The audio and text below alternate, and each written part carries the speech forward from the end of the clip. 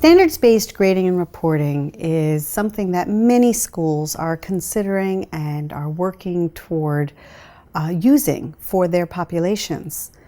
But we want to think about, why is it so important? It's not really about just changing a report card and making it align to the standards. That's really not enough. In fact, that's kind of the end step. There's a lot more that goes into the process before you actually get to a standards-based report card. So we want to think about why. Why are we doing this? And the answer lies in grading. Standards-based grading is an entire procedure, culture, behavior, and practice that we use to make our grades accurate and consistent, meaningful, and promote learning.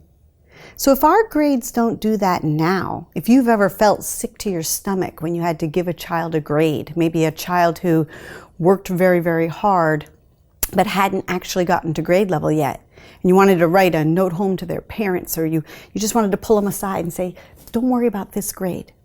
If you've ever had that feeling, then you know the current grading system that you're using isn't accurate, consistent, meaningful, or promoting the learning for that child. And so you're inspired to find something else. We try to illustrate this relationship with grading with what we call the story of the bees. So I want you to imagine I'm a science teacher and I have 4 students. And my first student comes into my classroom and can do about 80% of the material. And so for that student, I give them a B.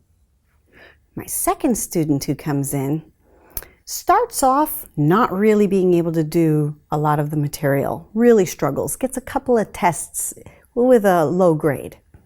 But they work hard, they recover, they do well, and by the end of the experience, they can do 100% of the material. But because I average grades for the purpose of penalizing children who take longer to learn, I give this child a B. Now remember, they can do 100% of the material. This student here, my third student, comes in, they could do 100% of the material from day 1, and they know it. And they come in, they don't do any work, they're a distraction. In fact, honestly, I think this student would have done better if they hadn't been sitting next to this student the whole time, if you know what I mean.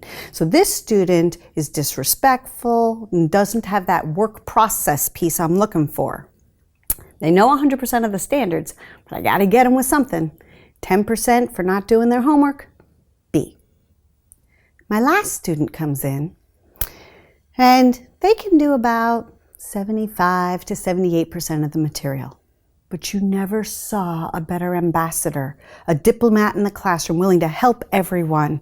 And their work ethic, they did extra credit. They came in every time saying, what can I do to improve my grade? They came to extra help work sessions I didn't even offer. This student wanted to achieve. And so in the end, I gave them the B. B, B, B, and B. All 4 students got the same grade, which proves, if I'm doing any version of this kind of logical grading with the 100-point scale and averaging, that my grades are not accurate. They are not consistent.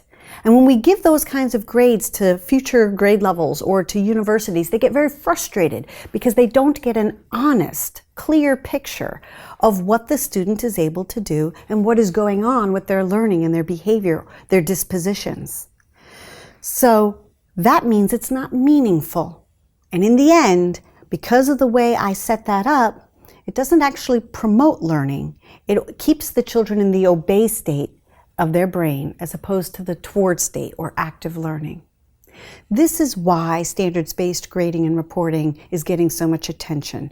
And this is why we want to consider, how do you actually work to make standards-based grading and the reporting in the report card a reality in our systems?